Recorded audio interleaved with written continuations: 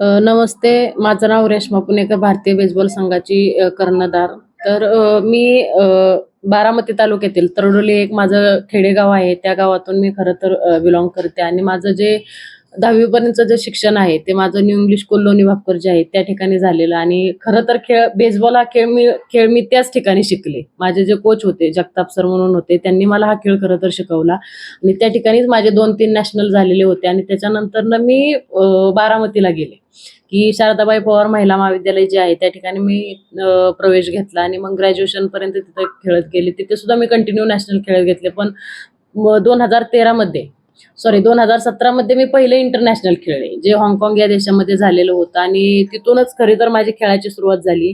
ज्यावेळेस मी 8वी मध्ये लोणी भापकरला गेले, लहानपणापासूनच खेळाची मला आवड होती आणि घरून आई-वडिलांचा मला चांगल्या प्रकारे सपोर्ट होता, की असं कधी नव्हतं, की तू अभ्यासच कर बाबा, की घरचे पालक प्रेशर टाकतात मुलांवरती, की 10वीचं वर्ष जरी असलं तरी तू अभ्यास कर, खेळाकडे आता लक्ष देऊ नको. तर मला असं कधी त्यांनी प्रेशर नाही दिलं, की बाबा तुला खेळायचं तर खेळ. आणि आजही जरी त्यांचा मी आज चायनावरून जरी खेळून आले, तरी फोन आला तरी जे एवढे साधे आहेत, की आईला बेसबॉल सुद्धा म्हणता येत नाही. तिचं फक्त एकच वाक्य असतं मला, की फोन आल्यानंतर बाबा तू जिंकली का?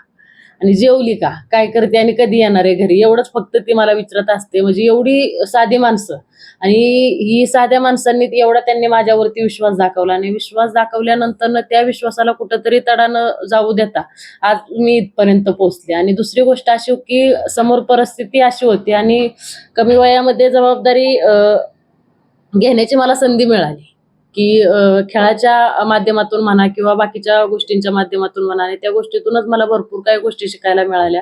वडिलांचा पारंपरिक पद्धतीने मेंढपाळीचा व्यवसाय होता. तसेच ऊसतोडीसाठी सुद्धा ते बाहेरगावी जायचे आणि ह्या सगळ्या गोष्टीतून मी त्यांना घरकामामध्ये वगैरे मदत करायचे. शाळेमध्ये 7-8 किलोमीटर रोज सायकलवरती जायचं, कधी चालत जायचं, तर कधी कोणाच्या गाडीला हात करून जायचं. तर अशी परिस्थिती असायची आणि ह्या परिस्थितीतूनच मला खेळाचं एवढं वेड लागलेलं होतं, की मी घरी जरी आले तरी कधी दिवस एकदा उगवतोय आणि मी कधी पुन्हा शाळेत जाते.